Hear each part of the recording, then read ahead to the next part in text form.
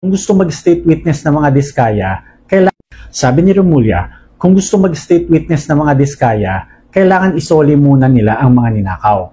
Sabi ni Marcoleta, hindi pwede yon dahil wala ito sa batas. Sino tama sa kanila? Mali si Marcoleta dyan.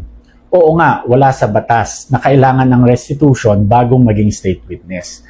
Pero hindi ibig sabihin nito, walang power ang DOJ Secretary na gawing requirement ito.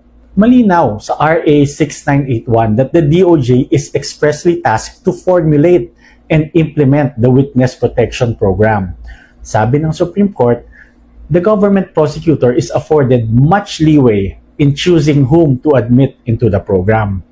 Ibig sabihin, nasa kapangyarihan ng DOJ kung sino tatanggapin.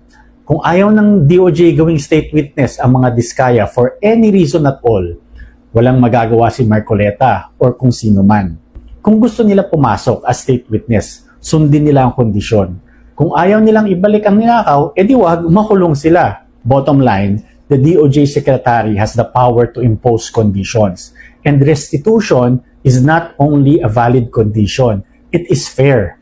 Dahil walang tunay na hustisya kung hindi na ibabalik ang ninakaw sa taong bayan.